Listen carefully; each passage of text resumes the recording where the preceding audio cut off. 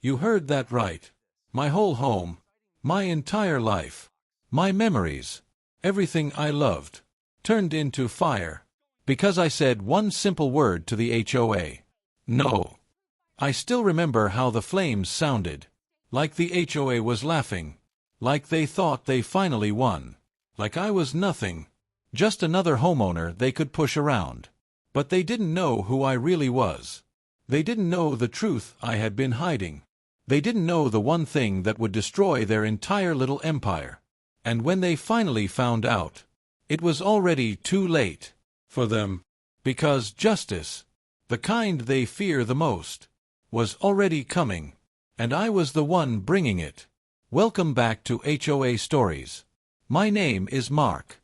I live in a quiet suburban neighborhood. And yeah, I work a job people usually don't mess with. But I never brag about it. I stay low. I stay quiet. Until someone forces me to do otherwise. If you hate HOAs, or you ever wanted to stand against one, hit that subscribe button.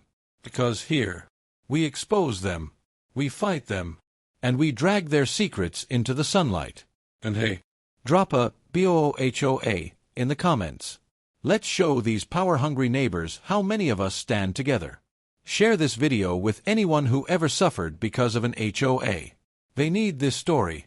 Alright, let's start.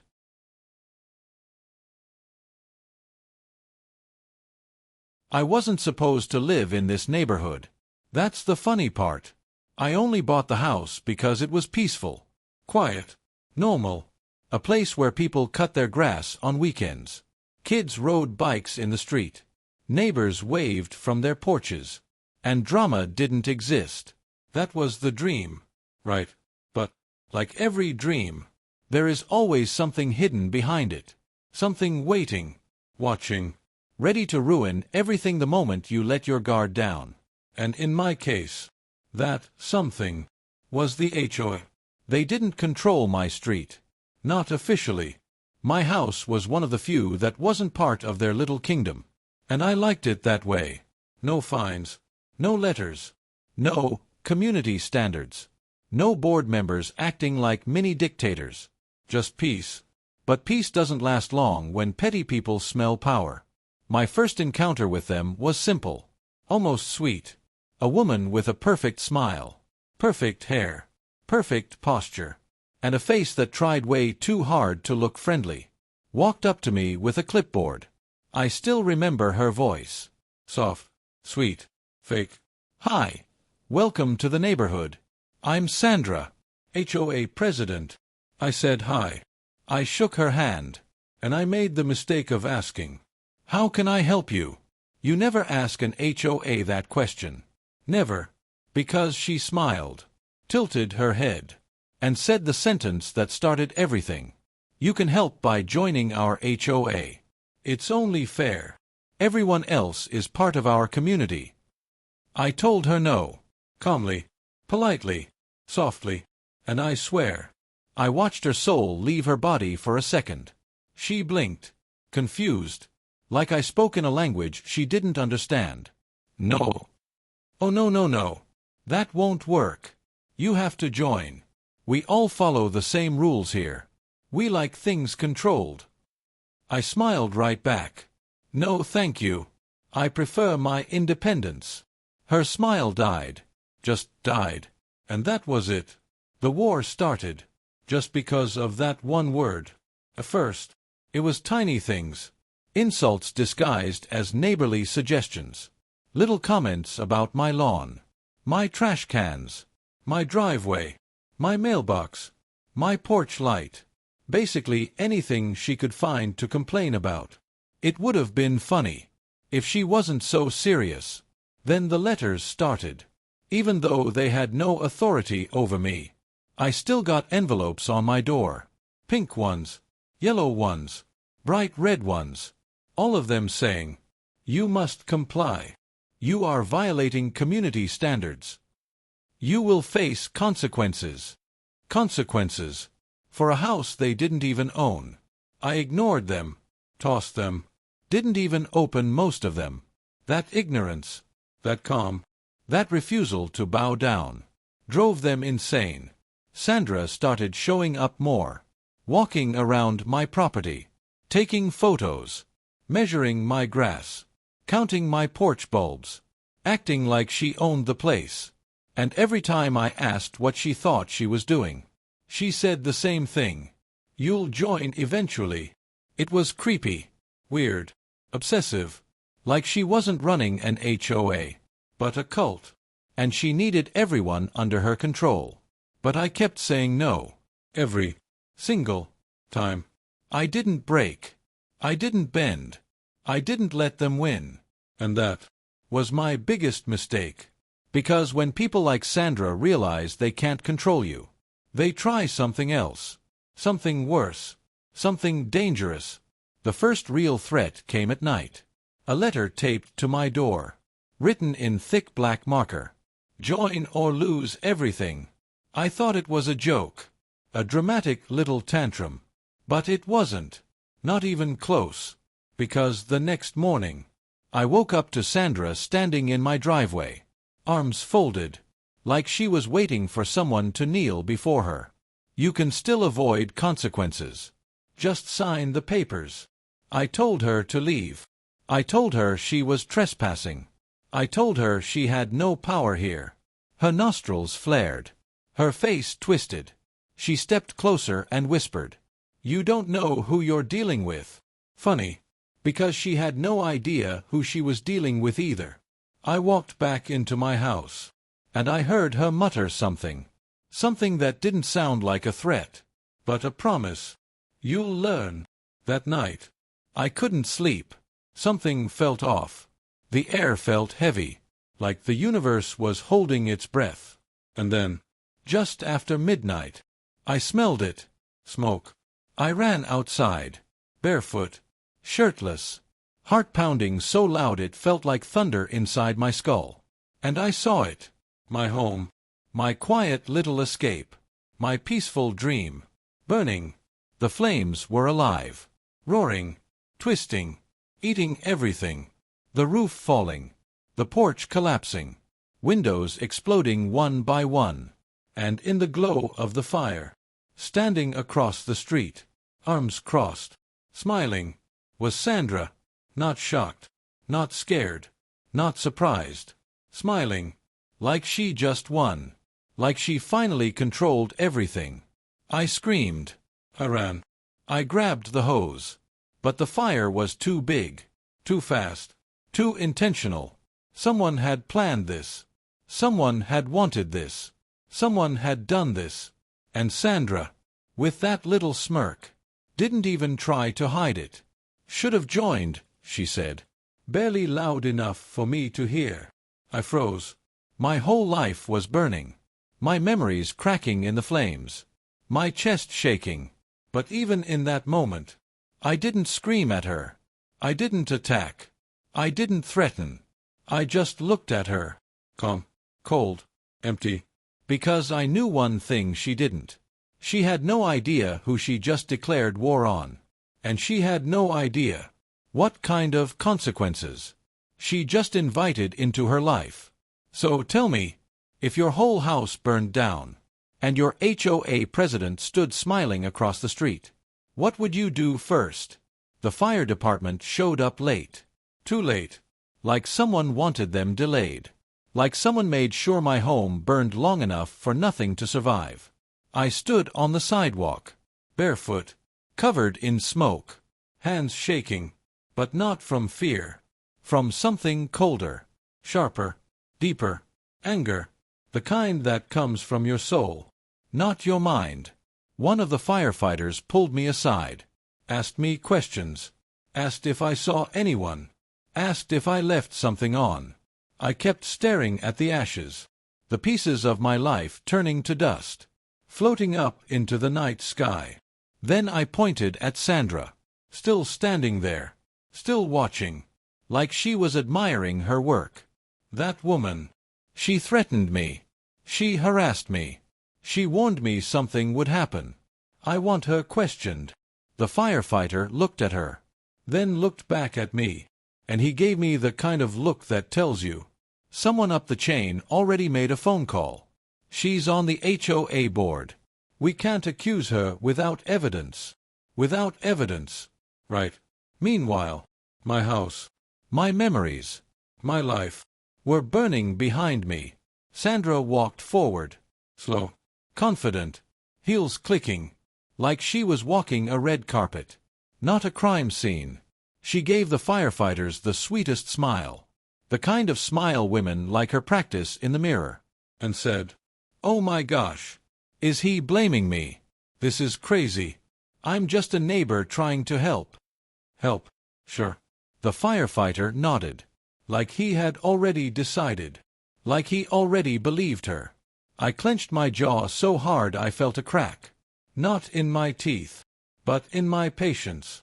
Sandra leaned in, just close enough so only I could hear her, and whispered, "You should have joined when you had the chance. Now look at you." Her perfume mixed with the smell of burning wood, and it made me feel sick, physically sick.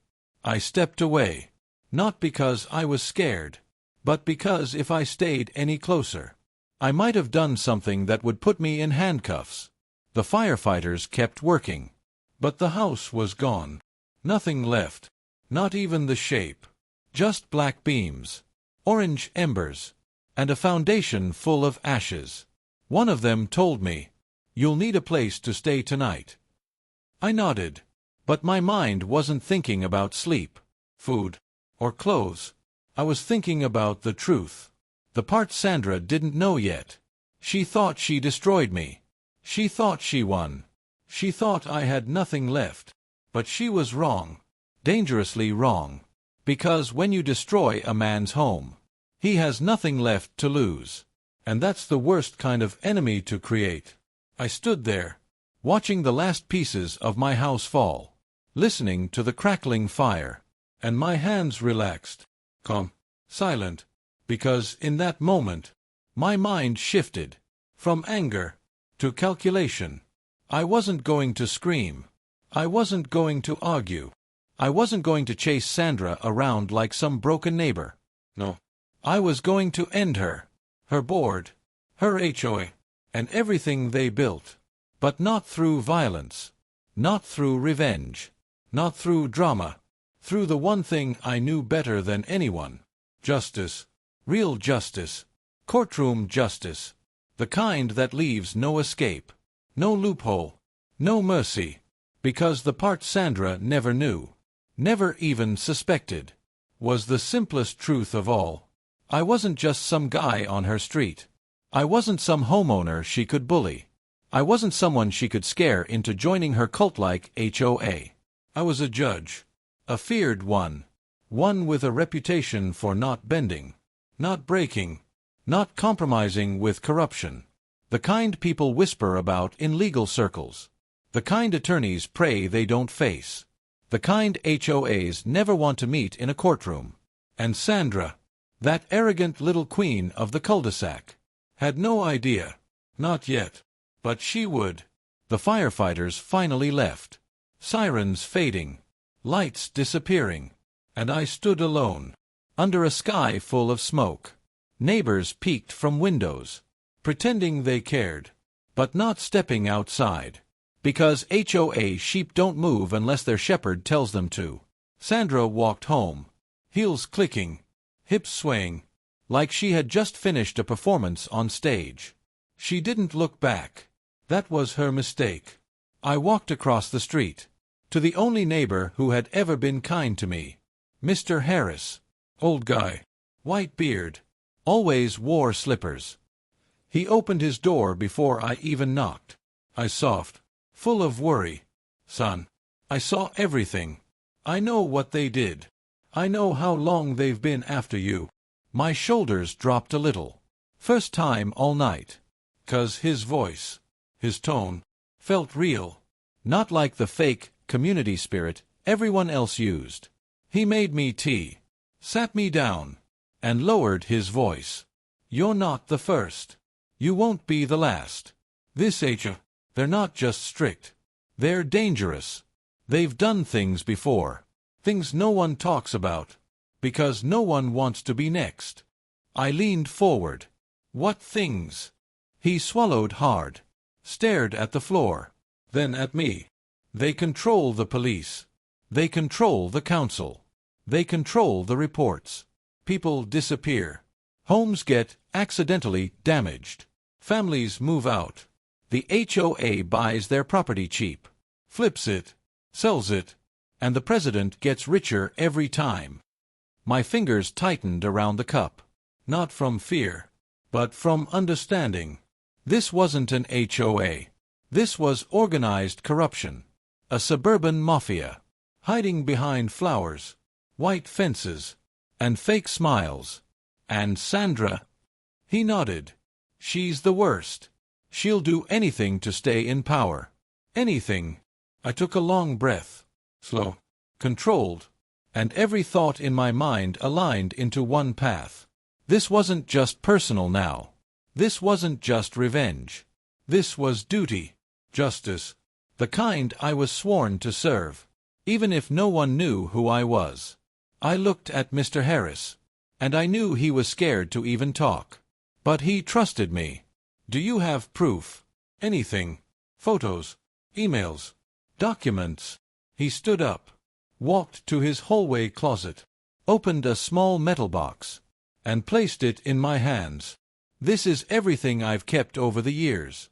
I didn't know who to give it to. I didn't know who was safe. I opened the box, and for the first time in hours, I smiled. Not a happy smile, not a relieved smile, a dangerous smile, the kind that comes from certainty, because inside that box were exactly the things I needed: records, threat letters, faked violations, financial statements, even videos, enough to end Sandra and her whole empire. I closed the box, stood up, and the air around me changed. Heavy, cold, final. Mr. Harris, you just gave this neighborhood its freedom. He nodded, but his voice shook. What are you going to do? I looked at the burned shell of my home, the glow still flickering in the night, and I whispered the truth. Slow, calm, and deadly. I'm going to do what I do best. So tell me, if you found the evidence that could destroy your corrupt HOA forever, would you use it immediately, or wait for the perfect moment to strike? The box in my hands felt heavier than any brick I had ever carried, not because of weight, but because of the truth inside it. I drove through the neighborhood at dawn. Streets empty, mailboxes silent, my headlights cutting through the smoke that still hung in the air. Every house looked the same as always. White fences, perfect lawns. But everything felt false now, like a stage set for people pretending to be good humans. I parked 2 blocks away from Sandra's house. Walked the rest of the way so no one would see me arrive in a car with tinted windows. She was out on her porch, coffee cup in hand, smiling at nothing, like the queen of the street before the cameras. I didn't want to confront her. Not yet. I wanted her to feel safe, to keep acting like nothing had happened. That way she would never suspect how close the truth was. Back at Mr. Harris's living room, we spread everything out on his kitchen table. Paper after paper. Emails printed with timestamps. Bank records showing suspicious transfers. Voices on recordings that sounded like Sandra and other board members planning things in whispers. Photos of properties after suspicious incidents. And a black USB labeled only with a date. It all looked like one big puzzle. But I could see the picture forming. And it was ugly. I called my old clerk from years I spent on the bench. A quiet man named Daniel who still owed me more favors than I cared to count. He answered in a whisper. "Talk to me," he said. I told him enough to get him interested. Then I sent him half the documents encrypted in an email link. He replied 2 minutes later. "Good God, this is big," he typed. He agreed to help quietly. Just a few phone calls to people who still respected the law more than the HOA money. We needed proof that would stand in court. Not gossip. Not neighbor complaints. Documents that could not be shrugged off by a cute smile and a fake tear. Daniel arranged for a trusted forensic accountant to look through the bank statements. He had contacts at the county records office who could trace property sales and sudden transfers. I had a retired detective who owed me favors from an old traffic case. He agreed to take a look at the video footage from a street camera that had captured a car driving away from my house the night of the fire. Everything had to be quiet. No leaks. No loud victories on social media. Victory is fragile if you announce it too soon. But silence has its own danger. I noticed a car tailing me one afternoon. Black SUV. No plates. It followed at a careful distance until I took a sharp turn into Mr. Harris's alley.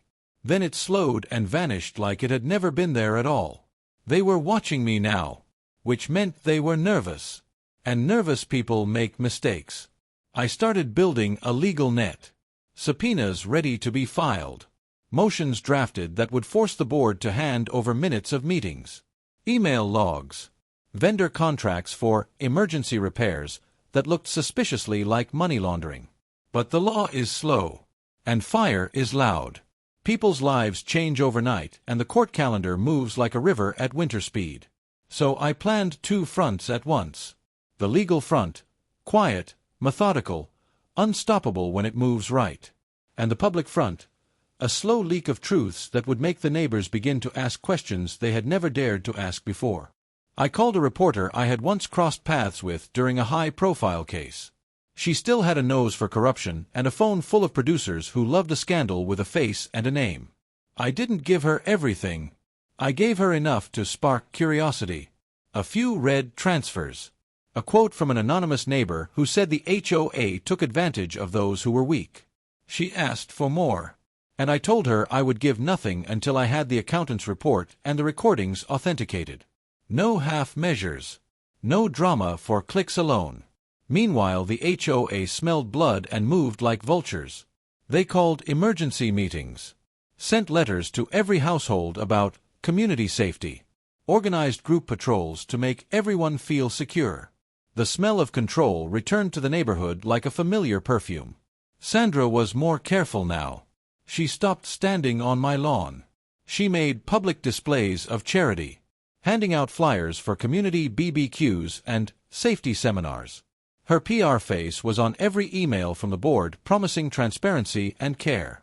But the transparency was a show. Like a magician waving a hat while the trick happens in the sleeve. I visited a former board member who had been quietly pushed out 2 years ago. Hands trembling.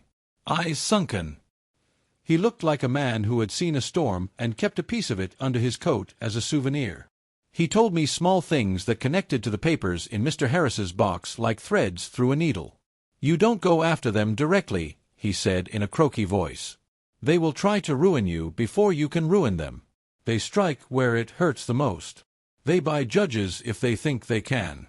They threaten people until they move away. His words made the plan clearer, not scarier. I had to be smarter, not louder. We set a trap with city permits. I filed a quiet request for access to the HOA's vendor contracts, citing a public safety audit after the fire. They sent Paul, their lawyer, who I knew from courthouse hallways. He tried to charm and intimidate at the same time. You don't want to dig into this, he said over coffee. It will make life difficult for you and yours. I smiled. Small and calm. You don't scare me, I said slowly. He laughed as if I had told a joke. But his eyes were careful now. He took the papers and left with a smile that did not reach his eyes. That night someone slashed the tires of my car. Not enough to stop me, but enough to send a message. A neighbor found a rotten egg on their porch and a note saying, "Stay quiet." But notes and eggs are for cowards who hide behind masks and masked men. I watched the neighborhood reaction closely. Some people whispered my name like it was contagious. Others watched me like I might explode into fire at any moment. And a handful came to my door quietly at night with coffee and casseroles and small condolences that said more than words ever could. I kept my cool, even when they painted my mailbox with a warning symbol in black spray paint. I kept my cool, even when the whispers grew louder. Because something inside me had shifted that night the fire ate my life. I was no longer a man with a house to protect. I was a man with a duty to correct a wrong that had become a system. And systems fall when their leaders are exposed. So I kept working the two fronts. The reporters asking for more proof, and the accountants sending detailed reports back that made my chest feel cold with certainty. I rehearsed how I would present it in court. How I would stand in front of a jury and not let lies drown out the simple truth. Then one afternoon the retired detective called me with a single sentence that made my stomach drop and my heart speed up at once. "We found a lead on the car that left your house. We have a partial plate. And there's a toll camera that picked it up on the highway." My hands trembled as I listened. This is where it starts to hurt them, or where they begin to hurt back. I looked at the pieces of paper on Mr. Harris's table, at the black USB plugged into my laptop with recordings waiting to be verified, at the stack of tax forms that showed how money moved like smoke through shell companies. I took a breath and I understood the truth of what was to come. This is a war of patience and proof and pressure. And I plan to win it the only way I have ever known how. So tell me, if you could press a single button and all the dirty secrets of the people who tormented you would be revealed to the whole world, would you press it now, or wait to make sure the truth could not be bent or broken? The evidence arrived like a thief in the night. Quiet, clean, and absolutely devastating for them. Daniel called first thing in the morning and said two words that felt like a punch and a promise at once. "Ready now." I drove to his office without coffee. Without a plan that morning felt too important for small things like caffeine. He handed me the accountant's report face down like it was a verdict. I turned it over slowly, and the numbers tore through me like a cold wind. Every suspicious transfer was there. Little payments to shell companies with names that sounded like summer storms. Payments timed right after a property burned or a homeowner moved out. Vendor invoices that charged for repairs that never happened. And a chain of emails showing how the HOA president smiled while money moved through accounts like a river of gold. I read it once, twice, and my chest tightened with a certainty I had been waiting for since the house burned. Daniel looked at me and said, "We can take this to the DA tomorrow. But we need one more thing. We need the voice recordings authenticated. We need the toll camera plate matched. And we need the county clerk to confirm those suspicious sales." I nodded, because I already had a plan for that too. The detective had been working in silence. The forensic team had verified the audio.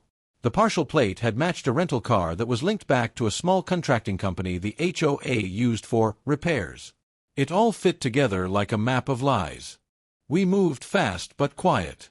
Subpoenas filed under the hush of legal hours. Phone calls that sounded ordinary but meant everything. And a subpoena that made Paul, the HOA lawyer, stop smiling at his coffee and start looking at his hands. When they finally realized that the net was closing, they did what frightened people do. They lashed out. First the petty things. The usual threats slipped into voicemail loops. A brick through my neighbor's window one night.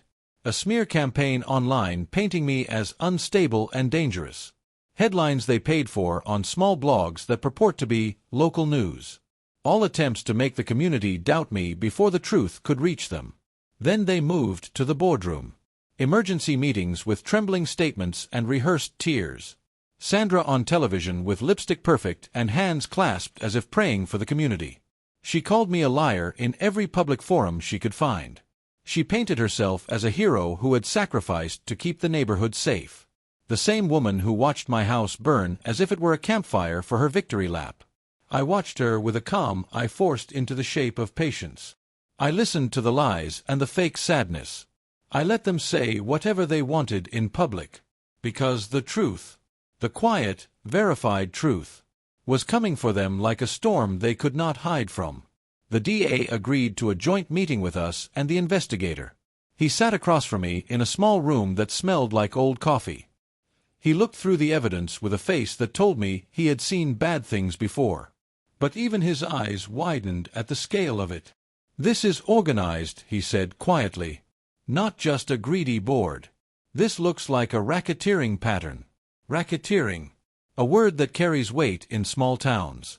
A word that makes people who thought they were untouchable suddenly count their pillows at night. We planned our public release carefully. Not a single leak to the tabloids. Not a single headline that could be bought back with money and apologies. We wanted a court case so clean it would not be able to be spun into anything but shame for them. And while the law wrapped its net around the HOA's money and favored vendors, I started playing a different game. A public game. To wake the neighborhood up without giving them the chance to run and hide. I organized a small meeting at the local church. Not an angry rally. Not a smear fest. Just a place for people to speak in front of each other with legal protection. I invited everyone quietly by text. Only those who had shown a hint of curiosity or doubt in recent weeks. The room filled with faces I had seen from porches and driveways. Some angry, some scared, some brave enough to come only because someone else knocked on their door first. People started telling stories. Small things at first. A trash complaint that turned into a fine. A letter demanding a fence be painted overnight. Then bigger things. A family who said they were pressured to sell after a strange inspection. An elderly woman who had lost her savings after being billed for repairs that never happened. As the stories grew louder, you could feel the air in the room change. Like a fog lifting from people's minds. They started to see the patterns like I had seen them in the box from Mr. Harris. Some people cried quietly. Some cursed Sandra in whispers that felt dangerous even to say aloud. And some stood up slowly and said the words I had hoped to hear for months. We are not afraid anymore. That night things got ugly outside the church. A group of HOA loyalists stood on the lawn with signs that said, "Protect our community." They shouted slogans and tried to scare people back into silence. But the crowd inside had its own courage now. And for the first time, many of these neighbors stepped out with their heads high and answered the chants with the truth about their experiences.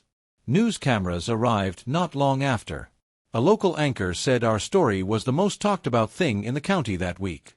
And suddenly the HOA felt real pressure. Real fear. And with fear comes mistakes. Sandra made her biggest one the next morning. She called a press conference and lied through every question. She pointed at me personally and accused me of starting a smear campaign for attention and money. She called me a liar in front of the cameras and the microphones. But she did something else too. She forgot to lock her phone. And in a hurry to calm her team, she sent an audio memo to a board member that was meant to be private. The memo leaked. By accident or by someone with a conscience I do not know. But it leaked and the words in it were worse than anything anyone had imagined. In the recording she spoke about clean houses and removing problematic properties.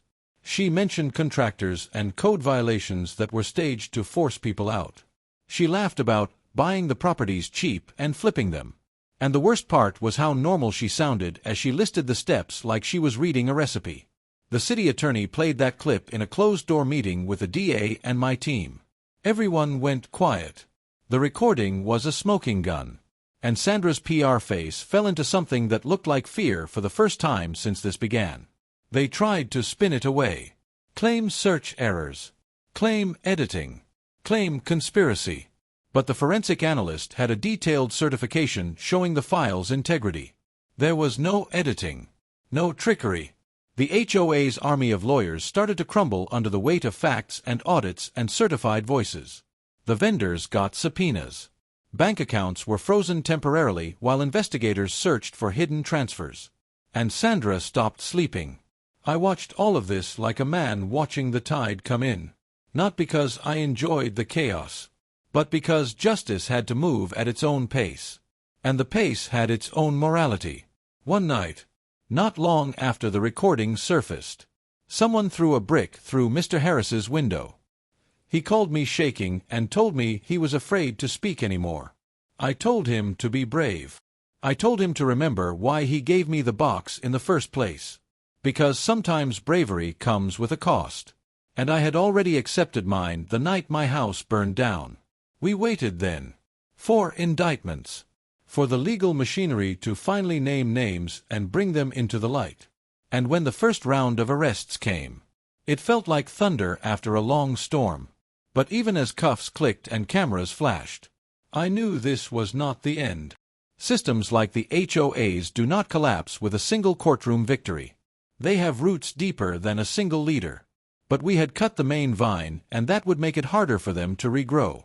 So tell me, when the people you trusted to keep your street safe turn out to be the ones burning it down, and when the law finally catches up to them, do you stand and watch as justice rolls through? Or do you take a step forward and add your voice to the verdict? The courtroom smelled of coffee and old paper. It felt small that day, even though so many people wanted to watch what would happen. I walked in slow, not because I wanted to be dramatic, but because I wanted every eye to see that I was calm, that I was steady, that the man they thought they broke was still standing. People whispered as I passed. Some stared with hatred, some with pity, some with a kind of cowardly curiosity that hides behind phone screens and anonymous comments. I sat down at the table with Daniel and the DA across from me, and the judge nodded like he already knew most of the story. Police officers watched the gallery.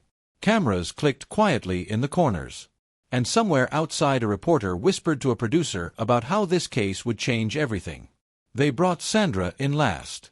Her makeup was perfect, her hair in place. She looked like she was ready for a photo shoot, not an indictment. She didn't look at me. That was her mistake. She thought a camera would keep her brave. But cameras do not give courage. They only record what you already have inside.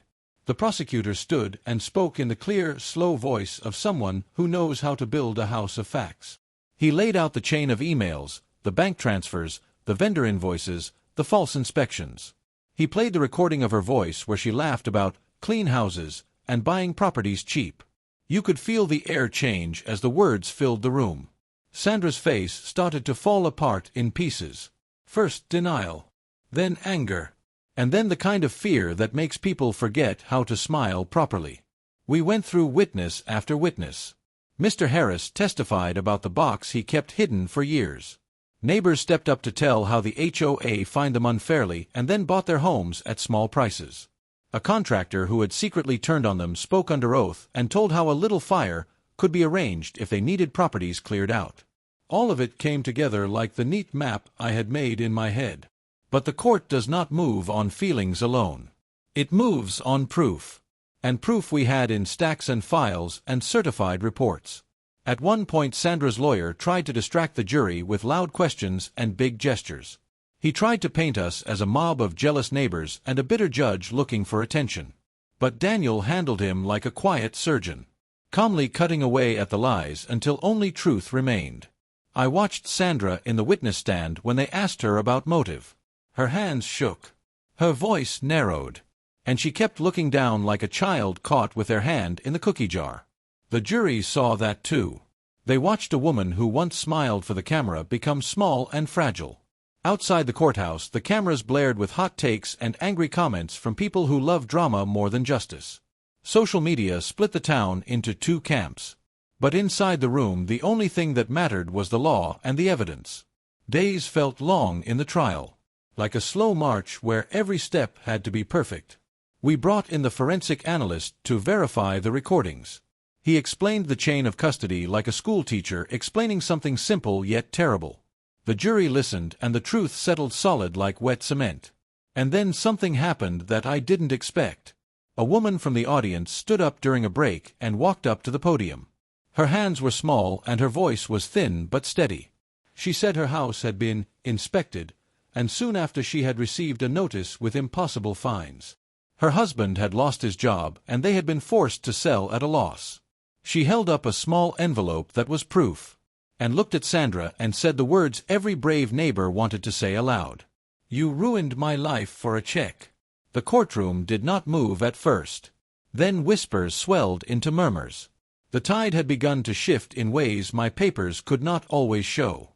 When the jury finally went out to decide, time crawled for those of us waiting. Daniel put his hand on my shoulder and told me to breathe like I hadn't thought to breathe on my own. We sat and stared at the judge who stared at his watch.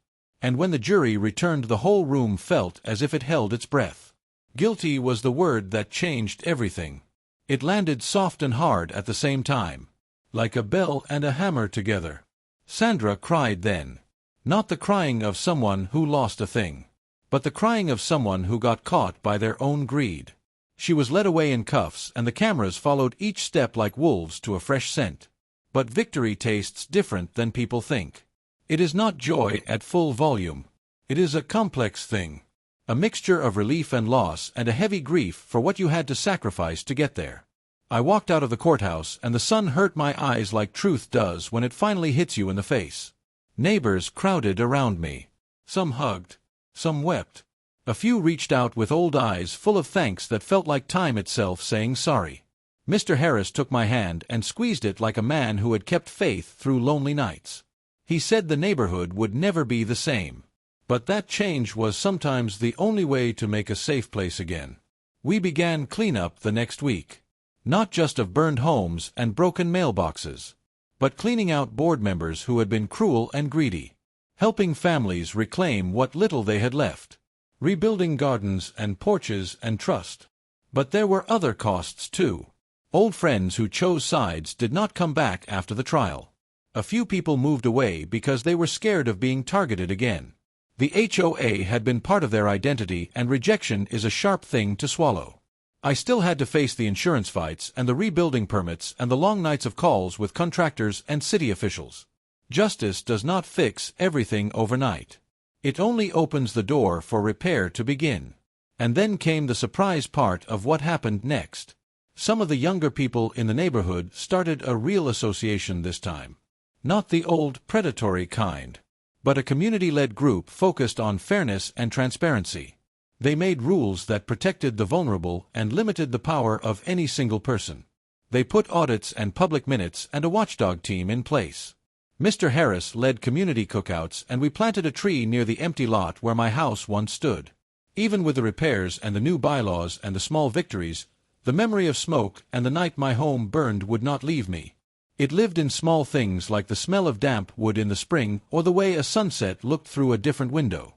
Those are small ghosts that follow you even as the world around you mends. People began to see me differently after the case. Some with respect. Some with fear. Some with an awkward gratitude that felt like a weight they didn't quite know how to carry. I did not seek praise. That was never the point. The point was that the game had been fixed, and now the playing field had a chance to be fair. There were offers for interviews and speaking events, and people asking me how I did it.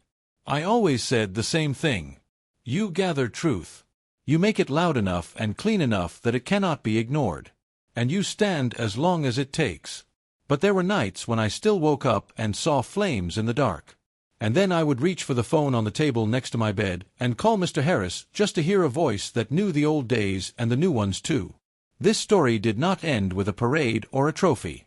It ended with small work every day. With neighbors painting fences together and making lists of honest vendors and checking meeting minutes for suspicious charges. It ended with a new kind of watchful peace that came from people talking to each other and not hiding behind polite smiles. So tell me, if the people who hurt you were finally punished and your neighborhood began to heal, would you stay and help rebuild with the neighbors who once turned away? Or would you leave and start fresh somewhere new? Rebuilding a home is easy. Rebuilding trust, that is the real challenge. The lot where my house once stood looked like a scar on the street. Silent, waiting.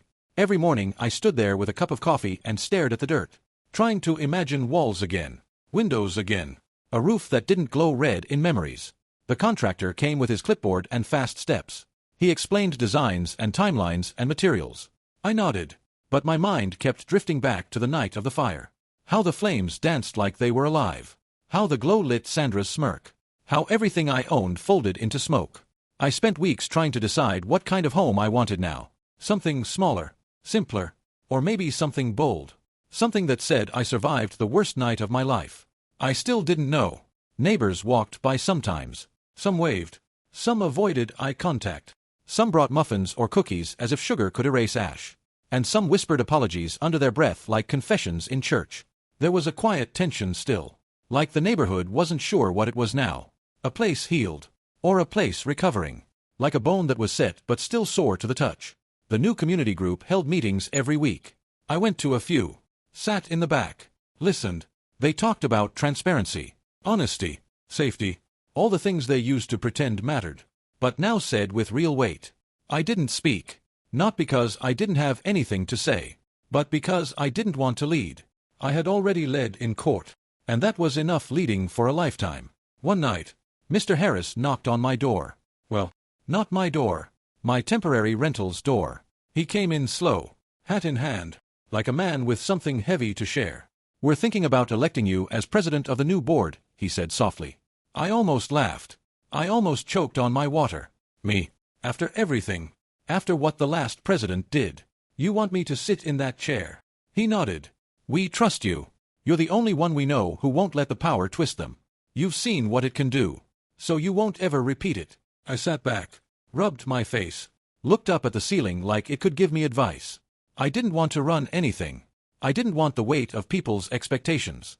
I didn't want meetings and budgets and complaints about trash cans or mailbox heights. But I didn't want the wrong person to take the seat either.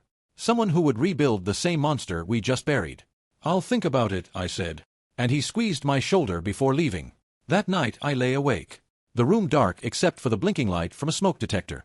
I thought about power, how it pulls at people, how it whispers promises, how some people take it like candy, and others take it like poison. I knew too much about how HOA power could twist a quiet street. I knew too much about people like Sandra, the ones who smile while they destroy. Could I stop that from happening again? If I sat in that chair? Or would I just become another version of the thing I hated? I didn't sleep that night. A week later the contractor called. Said construction could start sooner than expected. He brought new designs. Stronger beams. Thicker walls. Fire-resistant panels. I approved everything.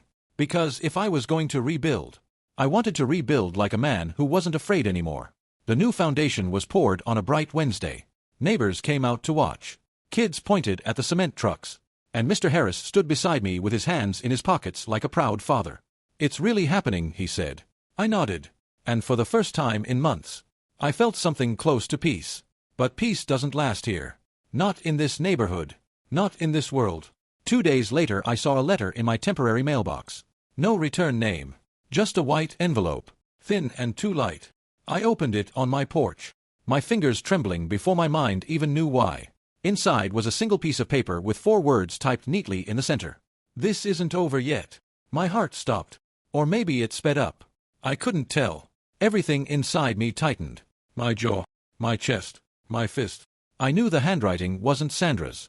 She was in custody, waiting for sentencing. She didn't have access to envelopes or printers or threats. No. This was someone else. Someone still free. Someone still angry. Someone still hiding. The HOA wasn't just one person. It was a system, a group, a nest. When you take out the queen, sometimes the workers scatter. Sometimes the workers fight. I called Daniel and told him.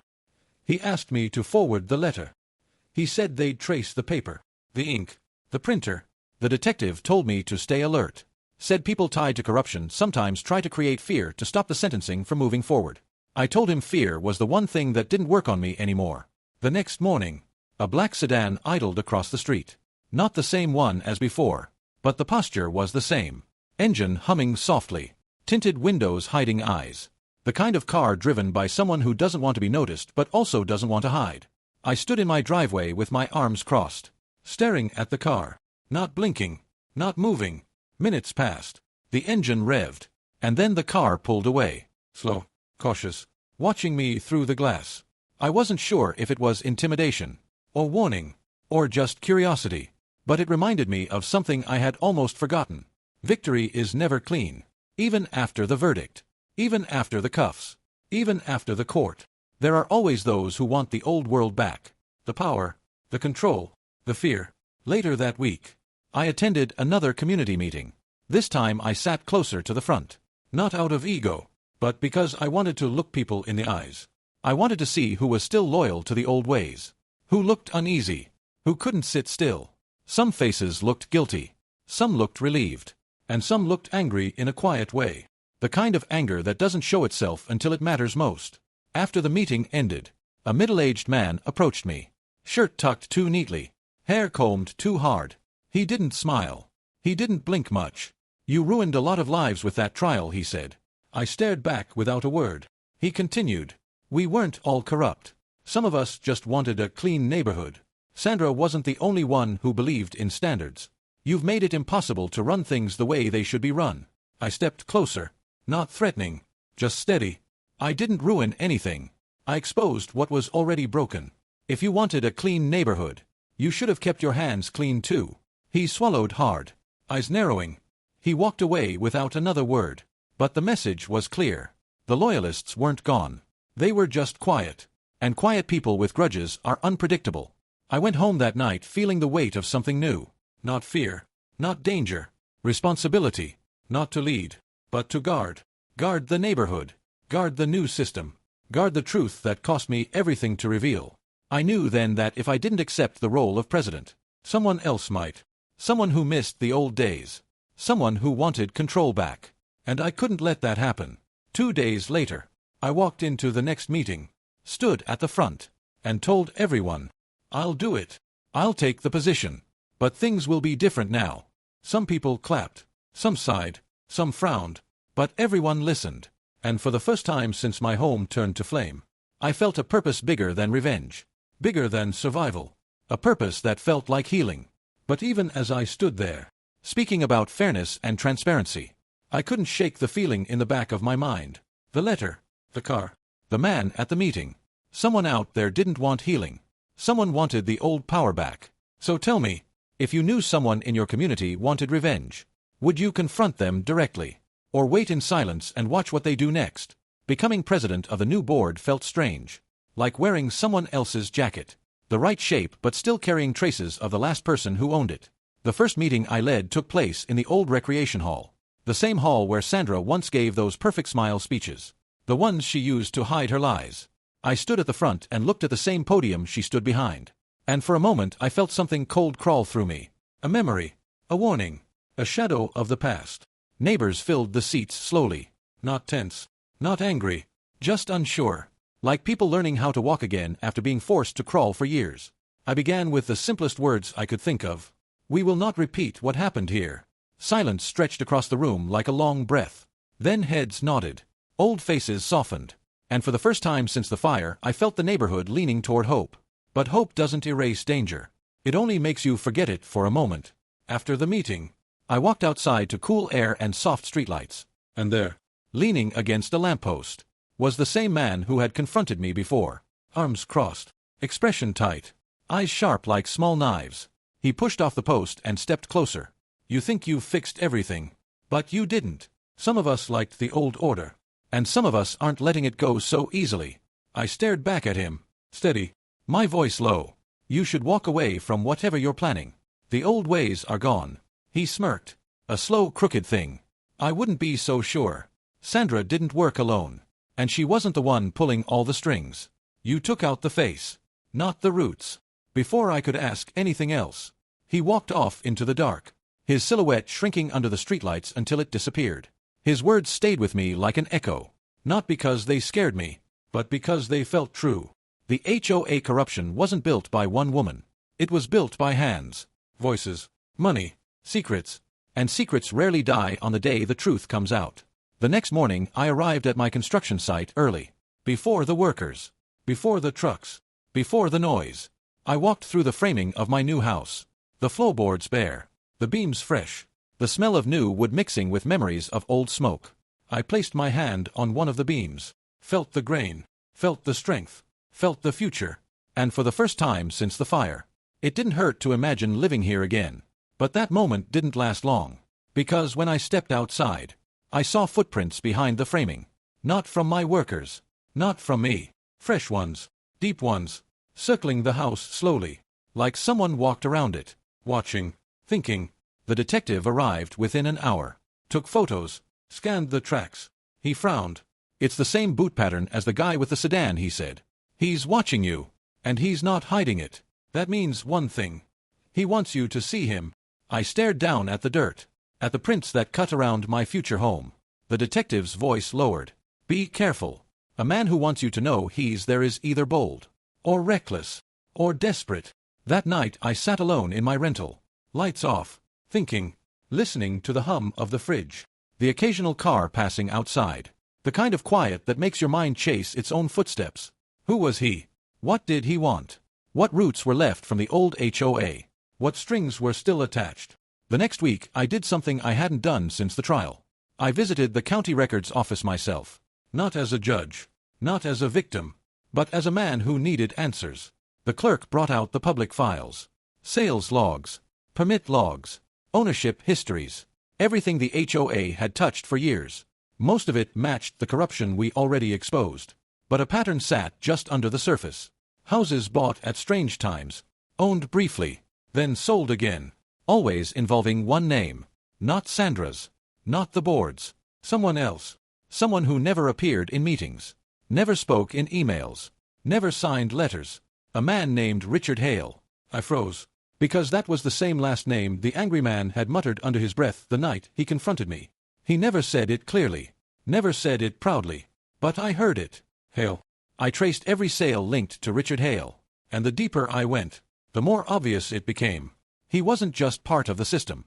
He was the designer, the architect, the ghost behind the board. The HOA wasn't his influence. It was his business model. Corruption hidden inside community rules. Profit hidden inside fines. Money hidden inside repairs. Sandra was just the face, the puppet, the pretty mask on a dangerous machine. And now that she was gone, he wanted the machine back. I left the office with copies of everything. Hands tight, jaw clenched, heart pounding with a kind of anger I hadn't felt since the night of the fire. By the time I got home, the black sedan was already parked on the street. Driver's door open, engine running softly. The man stepped out, hands in his pockets. "You found the name, didn't you?" he said, voice quiet, almost pleased. "You're smarter than the others. I'll give you that. But this neighborhood makes money, real money, and men like Richard don't lose quietly." I stepped closer, slow, the air between us stiff like a frozen rope. "I'm not afraid of him, or you, or anyone who thinks they own this place again." He smiled, but it wasn't a happy smile. It was a tired smile, a bitter one. "You should be. Because this isn't about houses anymore. It's about control. And the man you're fighting has more strings than you'll ever see. You took down the board, but you haven't even touched the real power. Not yet." I didn't blink, not once, and neither did he. Then he leaned closer and whispered, "Be careful where you walk. Some ground looks solid, until you step on it." He got back in the sedan, closed the door, and drove away slowly, like he knew I would be standing there long after he left. That night I spread the documents across my kitchen table, page after page, name after name, Richard Hale in every line, pulling everything, owning everything, controlling everything from behind curtains and contracts. It wasn't over, not even close. Sandra was only the first match. Richard was the one holding the gasoline. But I wasn't backing down. Not after everything they burned. Not after everything I rebuilt. Not after everything the neighbors finally understood. They wanted a war in the shadows. Fine. I've lived in the shadows my entire career.